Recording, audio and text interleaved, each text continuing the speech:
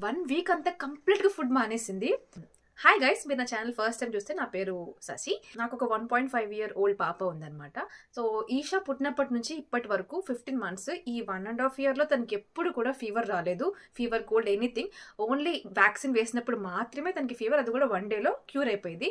But ఇప్పుడు సడన్‌గా 1 week నుంచి తనకి fever, cold, motions and cough కూడా. సో ఫుడ్ మానేసింది. నాకేం అర్థం అవ్వలేదు. ఫుడ్ మానేసింది ఏంట్రా బాబు అంటే, ఓన్లీ తన అంబల్, ఒక చిన్న గ్లాస్ ఆఫ్ అంబల్తో ఫుల్ డే సర్వైవ్ అయిందనమాట. సో డైలీ అలా ఒక 1 వీక్ తను ఏ ఫుడ్ తినలేదు. సో తనకి ఫీవర్ అవి తగ్గిన తర్వాత నేను మళ్ళీ డాక్టర్ దగ్గరికి వెళ్ళి ఫుడ్ ఏం తినట్లేదు అంటే, పాలు పట్టించినా అంటే, వద్దు ఇప్పుడే కదా డయేరియా కంట్రోల్ అయింది, మీరు పాలు పట్టిస్తే మళ్ళీ చాలా క్రిటికల్ అయిపోద్ది అన్నట్టు చెప్పారు. సో నాకు చాలా భయం వేసి, బాబాయ్ వద్దురా బాబు అనుకుని, జనరల్గా వాళ్ళ బ్రెయిన్ వాళ్ళని ఆపేస్తుంది.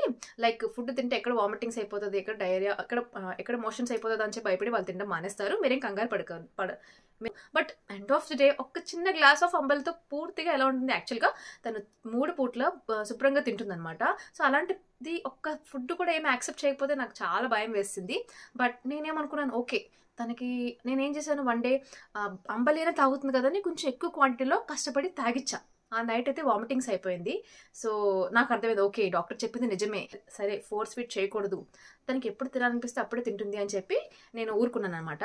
సో సాటర్డే అయితే తనకి యాపిల్ కట్ చేసి ఇచ్చాను. సో మేబీ టీతింగ్ పెయిన్ ఏం తెలీదు, యాపిల్ మాత్రం కొరికి తినింది అనమాట.